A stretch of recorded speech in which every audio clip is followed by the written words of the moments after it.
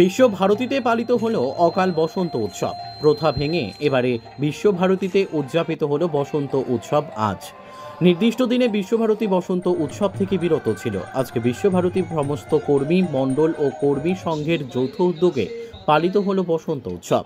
মঙ্গলবার বৈতালিক ও সন্ধ্যায় শাস্ত্রীয় অনুষ্ঠানের মধ্য দিয়ে শুরু হয় আজ অর্থাৎ বুধবার বিশ্বভারতী গৌড় প্রাঙ্গণে বৈতালিক শোভাযাত্রা ও বিভিন্ন অনুষ্ঠানের মধ্য দিয়ে পালিত হয় বসন্ত উৎসব। এই বসন্ত উৎসবে উপাচার্য, কর্মী, অধ্যাপক ও বিশ্বভারতী ছাত্রছাত্রীরা অংশগ্রহণ করেছে। কাজী আমিরুল ইসলামের রিপোর্ট, এস নিউজ বাংলা।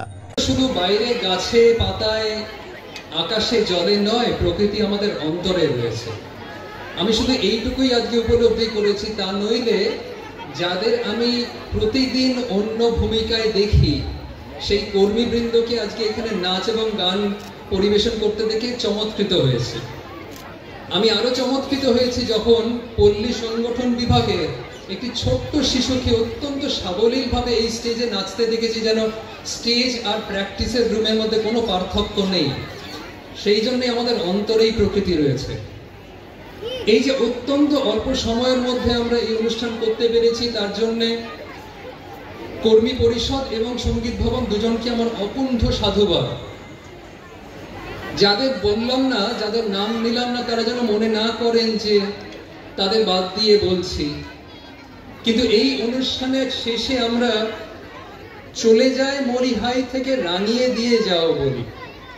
সেই রাঙিয়ে দিয়ে যাওয়ার একটু অনুরণন তুলে বলি যে এতদিনের প্রচেষ্টা, এত অল্প দিনের প্রচেষ্টা, পরীক্ষার মধ্যে প্রচেষ্টা, আমার মনে হয় তার একটা স্বীকৃতি দরকার, এবং সেই স্বীকৃতিটা আজকের বাকি দিনটার স্বাভাবিক সাধারণ কর্মবিরতি। কিন্তু অত্যাবশ্যক এবং অনিবার্য কাজ যা আছে সেগুলো চালু থাকবে, তা নইলে একটি বিশ্ববিদ্যালয় চলতে পারে না।